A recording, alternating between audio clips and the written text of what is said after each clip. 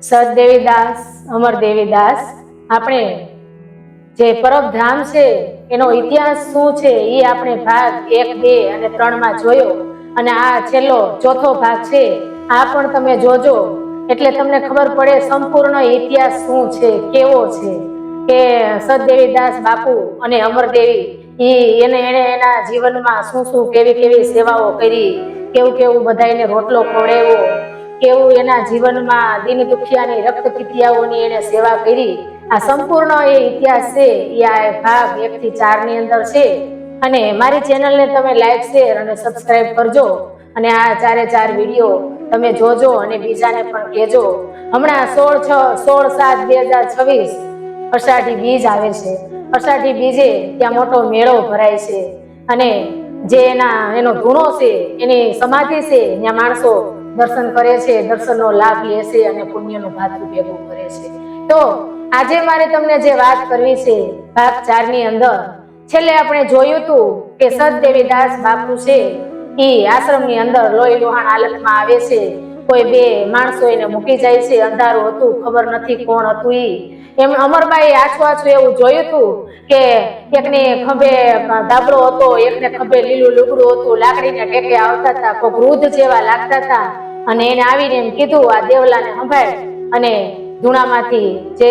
સદદત્તાત્રેયનો ધૂણો છે એની ભભૂત લઈ અને લગાડજે પાણી ભાજે બાપુ આમ કહીને જતા રહ્યા ત્યારે દેવીદાસ બાપુ છે એને તો પેલા ક્યાંથી કોઈને માર્યા કઈ રીતે લઈ આવ્યા ખબર નથી પછી એને ખબર પડે છે છેલ્લે કે આ મને કોણ લઈ આવ્યું હતું એ કોણ લઈ આવ્યા હતા એને અહીંયા એ છેલ્લે એને ખબર પડે છે કે મને કોણ લઈ આવ્યું હતું એ 2 વ્યક્તિ હતા ને એ નૂરશાહ અને જયરામ શાહ હતા એક હિન્દુ અને મુસ્લિમ ગુરુ અને શિષ્ય જે એને બિલખાની બાજુમાં રામનાથને નાકે જગ્યામાં એને જ્યારે મળ્યા હતા એ 2 વ્યક્તિ હતા ત્યારે એને અમરબા પૂછે છે અમરબાઈ કે તમને મારવા વાળા કોણ હતા હું કામ પકડી ગયા હતા બાપુ તમને ત્યારે એમ કહે છે કે ભાઈ આપણે કોઈ હેરાન કર્યા હોય એને આપણે હું કામ યાદ રાખવા જોઈએ આપણને જે યાદ કરે છે એને આપણને યાદ કરીએ જે આપણું ભલું કરે છે એને આપણે યાદ રાખીએ આપણને જે હેરાન કરે એને આપણે હું કામ યાદ રાખવા જોઈએ ત્યારે એકવાર એ બને છે એવું કે એ જે પરબધામની જગ્યા છે ત્યાં બાજુનું ગામ જે પેસાણ છે ત્યાંથી સાધુ કુમાર આવે છે અને એના ગામની અંદર લોકો એવું માનવા માંડ્યા કે સાધુ કોઈ સત વ્યક્તિ છે ને મહાન વ્યક્તિ છે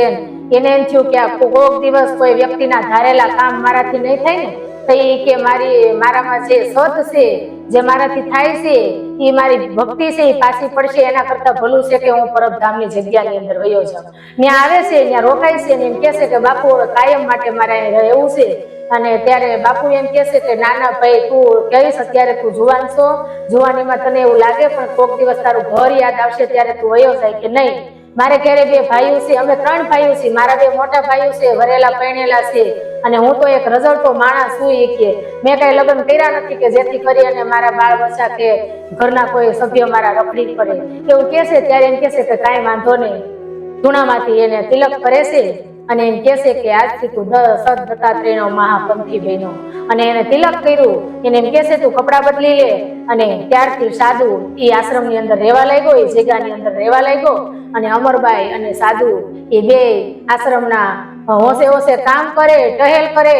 અને એટલું એ સાધુને તો ત્યાં એટલા હરખફેર કામ કરતો એને એમ થાય કે અમરમાં ઉઠી પેલા વેલો ઉઠીને સાણ વાયદા કરી નાખો અને આવતા વેત એ અમરબાઈને પગે લાગ્યા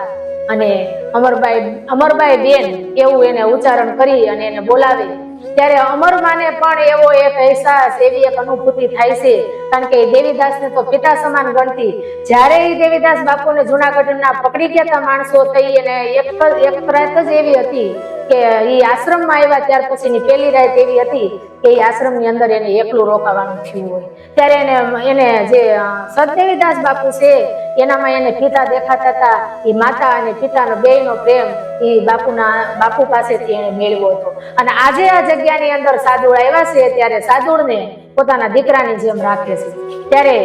સાધુ ટહેલ કરવા જાય અને આવી અને હાંજે આપણે કેમ નાનું છોકરું હોય આખો દી નિશાળે ભણવા ગયું હોય ટ્યુશનમાં ગયું હોય ઘરે આવીને માને વાત કરે કે મારા ટીચરે આમ કીધું મારા મેડમે આમ કીધું એમ સાધુ ટહેલ કરવા જાય રામ રોટી લઈ ટુકડો લઈ અને આશ્રમમાં આવે તો અમરમાં પાસે હાંજે નવરાત થઈને બે પ્રભુનો હરિનો જે ભજન કીર્તન કરે અને પછી એમ કે માં આજ તો મને એક રસ્તામાં કાળોતરો નાગ મળ્યો હતો, આજ મને ગીરના સિંહો મળ્યા હતા, આજ હું રોટલી લઈને આવતો હતો, ટુકડો લઈને આવતો હતો, રામ રોટલી લઈને આવતો હતો, તે માણસો મારી હાસી ઉડાવતા હતા, મારી વાતો કરતા હતા, આવા ખાટા મીઠા કડવા મીઠા બધા અનુભવો તે અમરમાં પાસે બેહીને બધી વાતો કરે. આમ સમય જાતા જાતા જાતા એક દિવસ અમરમાં અને એ સાધુ છે એ બે જ્યાં દેવીદાસ બાપુ જે હરિના બાળુડા સેવા કરતા હતા ત્યાં જઈને ઉભા રહેશે. ત્યારે થોડીક ખીજાય અને સદદેવીદાસ બાપુ એમ કહેશે તમને અહીં કોણે આવવાનું કીધું તું? બે અહીંથી બહાર વૈયા જાઓ. બે ત્રણ વાર કહેશે બહાર વૈયા જાઓ, બહાર વૈયા જાઓ, અને એમ કહેશે કે હું તમને કાલ વાત કરીશ. ત્યારે એ એમ કહેશે કે મને એક અરીસો આપશો. હવે ત્યાં તો અમરભાઈ જ્યાંથી આશ્રમમાં ગયા છે, જગ્યામાં ગયા છે, ત્યારથી કોઈ દિવસ એનું ગાયને પાણી પાવાના તગારા હોય, પાણીની ભરેલી કુંડી હોય, એમાં એને મોઢું જોયું તો કોઈ દી એની પાસે અરીસો નહોતો. ત્યારે સાધુ એમ કહેશે હા મારી પાસે છે, હું ભેટા બકરા સારવા જતો તો એક ગોવાળે મને આપ્યો તો, એ અરીસો મારી પાસે છે. લઈને આવે છે એ અરીસો દેવીદાસ બાપુને દેશે અને તઈ બેને પાસે બેહાડી અને એમ કહેશે, કારણ કે છેલ્લા ઘણા સમસ્યા દેવીદાસ બાપુ મોઢે એક રૂમાલ બાંધતા, બોકાની બાંધતા. ત્યારે એમ કહેશે કે એને ખોઈલી ને તો એના ચહેરા ઉપર આપણી ચામડીનું જે પડ હોય ને એવું એક માટીથી લગાવેલું એક પડ હતું. એ પડ ખોલ્યું ને ત્યાં એમાંથી લોહીના ટસિયા ફૂટ્યા અને થોડોક આ જે હોઠ છે એ ખવાઈ ગયેલો હોય ને એવું લાગ્યું. તઈ એને એમ કીધું અને આ બે જે બેઠા હતા સાદુળ અને અમરમાં એ બે ને આમ થોડી કંપારી છૂટી કે ઓહો દેવીદાસ બાપુ તમને આ રક્તપિત્તનો રોગ થયો છે? કારણ કે કાયમ માટે થઈ પેલા તો 5-7 હતા, અટાણે તો 25 રક્તપિત્યાઓની સેવા કરે. રોજ એને નવડાવવા ધોવડાવવા, એને લીમડાની પથારીમાં હુડાવવા, એને ખાવા દેવું, એને રૂના કુબડા લઈ અને એના લોહી રસી કરવું, એ સાફ કરવું. એટલે ના પડતા તક તમે આવો માં. અને હજી તો આ શરૂઆત છે. દેવીદાસ બાપુ શું કહેશે કે હજી તો મને આ રોગની શરૂઆત થઈ છે, 6 મહિના પછી તો તમે મારું મોઢું નહીં જોઈ શકો, એવું મારું મોઢું થઈ જાય. એમ કરતા કરતા કરતા સમય જાય છે અને એક દિવસ અમરબાઈના સાસરાના ઘરના 3 માણસો, એનો ઘરવાળો છે જુવાન, એના સાસુ અને સસરા જગ્યાની બહાર આવી અને ઝાડવાડા છુપાઈ અને આ બધું જોવે છે કે આશ્રમની અંદર અમરબાઈ શું કરે છે, કેમ રહેશે, શું કામ કરે છે. ત્યારે બન્યું એવું કે સાધુ બરોબર ટહેલ કરીને આવ્યો, આસપાસ અંધારું થઈ ગયું હતું, ત્રણે ઝાડવાડા છુપાઈને બેઠા છે. તઈ અમરમાં સામે આવ્યા, એની જોડી ઉતારી અને એમ કહેશે કે આવી ગયો સાધુ, કારણ કે દીકરાની જેમ એને રાખતા હતા. અને સામે દેવીદાસ બાપુ એ જગ્યાની અંદર ઉભા છે. ત્યારે આવી અને બધાને રોટલો ખવડાવે છે, બધા દીન દુખિયાઓની સેવા કરે છે, અતિથિઓને રોટલો ખવડાવે છે. અને આવું બધું જોઈ ત્રણેય જઈ અને એના પગમાં પડી જાય છે, માફી માંગે છે. સદદેવીદાસની પગે લાગે છે. તો એ અમરબાઈના જે સસરા છે એના ખોળામાં હાથ રાખે છે. જ્યારે બાપુ એનો હાથ પકડે છે ને તો આમ અંદરથી એવું થાય છે, કારણ કે મને પૂછ્યું મને ઓળખો? કે સદદેવીદાસ બાપુ હાથ પકડીને એમ કહેશે થોડુંક જાણીતું હોય એવું લાગે છે, કારણ કે જે એને સિપાઈ જુનાગઢ લઈ ગયા હતા અને માર્યા હતા એ આ લોકો જ હતા. એટલે એમ કહેશે કે મને થોડુંક જાણીતું લાગે છે. ત્રણેય એના પગમાં પડી જાય છે. અને ઓલો જુવાન તો અમરભાઈ સામું જોઈ નથી શકતો, કારણ કે એ નજર ફેરવી નાખે છે, કોઈ તેની સામું જોઈ નથી શકતા. ત્યારે ત્રણેય એમ કહેશે કે અમને શરાપ આપો, અમને હરાપ આપો. એ કે અમે બહુ પાપ કર્યા છે, અમે તમારી બહુ પરીક્ષાઓ કરી છે, તમને બહુ હેરાન કર્યા છે, અમને માફ કરી દો. ખૂબ માફી માંગે છે. તો એમ કહેશે કે અમને યાદ ભૂલી જઈશું અમે જે તમને દુઃખ આપ્યું છે. ત્યારે સદદેવીદાસ બાપુ એમ કહેશે આપણે થોડા વાણિયા વેપારી છીએ, કઈ ચોપડામાં લખેલું બધું યાદ રાખવાનું હોય? આપણે તો માણસ છીએ, હે આપણે કઈ એવું કોઈ આપણને દુઃખ દીધા હોય યાદ ન રાખવાનું હોય? હું એ બધું ભૂલી જાઉં છું. વિચાર કરો આ કેવો સંત ઓલિયો પુરુષ છે કે એને કેટલું કેટલું દુઃખ આપ્યું, અસોડા મરવા પડ્યા હતા એટલા એને માર્યા હતા, તો એ માફી આપી દેશે. અને સમય જાતા જાતા એ સાધુ છે, સાધુ ભગત, સાધુ ખુમાણ, એ ત્યાં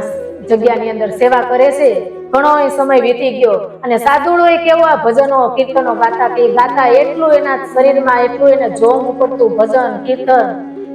એ આશ્રમમાં એ દત્તાત્રેયના જે ધૂણો હતો ત્યાં એવો અગાધ કરતા, એવો અગાધ, હાથમાં એક તારો લઈ કે ઢોલિયાના ઢોલિયા એ ભાંગી નાખતા. આવી રીતે સમય વીતતો જાય છે અને છેલ્લે એકવાર દેવીદાસ બાપુ જે એના નજીકના સેવકો હતા એને બોલાવીને એમ કહેશે કે મુરત જોડાવીને મારે કંકોત્રી છુપાવો, હવે મારે જાવું છે, હવે મારે આ ખોડિયું છોડવું છે એમ કહેશે ત્યારે તિથિ વાર સમય મુહૂર્ત જોઈ અને બધી કંકોત્રી છપાવવાનું નક્કી કરે છે. તે અમરભાઈ આવીને એમ કહે છે કે હાય મારી કંકોત્રી છપાવીશું. અરે કે તારે તો વાર છે હજી બટા આવવાની. કે ના ના ઈ કે લાજ આબરૂ ફેર વેલા પહોંચી જાય તો સારું કહેવાય. બાપુ મારે આવું છે અજવાળી તોય હું રાત છું ને એમ કેશે. તે અમરમાની હારો કંકોત્રીઓ છપાય છે અને ત્યારે હવે મિત્રો ખાસ સાંભળજો, એની કંકોત્રીઓ છપાઈ ગઈ, એનો સમય આવી ગયો અને અષાઢી બીજના દિવસે અમરમાં અને સદદેવી દાસ બાપુ એ જગ્યાની અંદર રાંધી અને તમામ રક્તપિતિયાઓ આવેલા અતિથિઓ, અભ્યાગતો, દુઃખી, આશરો લઈ રહેલા ત્યાં આશ્રિતો બધાને એ લાપસીનું ભડકલું કરી અને ખવડાવે છે. એ ખવડાવ્યું અને પછી એ બે સમાધિ ગળાવવામાં આવે છે અને સમાધિ પાસે જાય છે ને ત્યારે જે રામનાથ બિલખાના રામનાથના નાકેજી એને નૂરશાહ અને જયરામશાહ મળ્યા હતા ને એ બે બુઢાના વેશમાં આવે છે. મોઢામાં દાંત નથી એવા બે બુઢા માણસો ત્યાં આવીને ઉભા રહે છે અને બેના 10 પ્રાણના દ્વાર બંધ થઈ જાય છે. ત્યારે એ બેના જે શરીર છે દેહ છે એને પોતર દખણ બહારના એ સમાધિની અંદર જે સમાધિ ગાય હતી એની અંદર બેને પધરાવી અને બે જે ઓલા નૂરશાહ એવા હતા જયરામશાહ એ બે એના ધૂળ નાખી અને એની સમાધિને વાળી દે છે ને એની માથે કપડું ઓઢાડી દે છે. એની સમાજ છે. આજે પણ તમે જાઓ તો એ સદદેવી દાસ અને અમરમાની બે સમાધિ છે અને સમય જાતા એક દિવસ સાધુ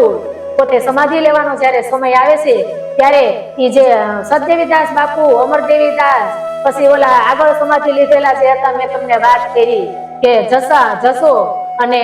ભોળાદાનની જે જગ્યા હતી એ 4-5 જે સમાધિઓ છે એનાથી થોડીક નીચેના ભાગે પોતાની સમાધિ રાખે છે જેથી કરી અને સમાધિ કોઈ જુવારવા આવે તો મારા જે પગથિયા છે, મારી જે સમાધિ પગથિયાની બાજુમાં છે એના ઉપર પગ દઈ અને એ જુવારે તો મારા સ્થળે જાને મારા જે આત્મા છે એને મને શાંતિ મળે. આમ અષાઢી બીજના દિવસે એને આ બધાને જમાડ્યા પછી બે સમાધિ લીધી. આજે પણ કેટલા વર્ષો વીતી ગયા પછી 300-350 વર્ષો વીતી ગયા પછી પણ આજે ત્યાં અષાઢી બીજના દિવસે મોટો માનવ મહેરામણનો મેળો ભરાય છે અને સંત આગલે દિવસે પૂર્વ સંધ્યાએ લોક ડાયરો હોય છે, સંત વાણીનો કાર્યક્રમ હોય છે. ત્યાં બહુ રોટલો, ભજન, ભોજન, કીર્તન તમે જોવો તો 3-4 દિવસ લગીન રાત ને દિવસ ત્યાં માનવ મેરામણ ઉભરાય છે. આજુબાજુના ગામડાના માણસો ત્યાં અગાઉ સેવાઓ લખાઈ જાય છે કે હું અષાઢી બીજના દિવસે હું 8 દી સેવા આપી, 10 દી સેવા આપી, 15 દી સેવા આપી અને જુદા જુદા ચા પાણીના જે ભંડારા છે ખોલવામાં આવે છે, કોઈને નાસ્તો કરાવવામાં આવે છે, ચા પાણી પાવામાં આવે છે, ખવડાવવામાં આવે, પ્રસાદી દેવામાં આવે. આવી રીતે ત્યાં આટલા વર્ષો પછી પણ સતત ત્યાં આ જે ધામ છે એ અન્ન આપે છે, ભોજન આપે છે, અન્નક્ષેત્રો ખુલ્લા છે. આ ધમધમતું ધામ છે અને આજે ગાદી ઉપર કરશનદાસ બાપુ છે. આવી રીતે આ આવતી હમણાં આપણે અષાઢી બીજ આવે છે ત્યારે અષાઢી બીજના મેળામાં જાજો અને સદદેવી દાસ, અમરદેવી દાસની જે સમાધિઓ છે ત્યાં મંદિર છે ત્યાં બધા તમે દર્શન કરજો. છેલ્લે જય સદદેવી દાસ, અમરદેવી દાસ.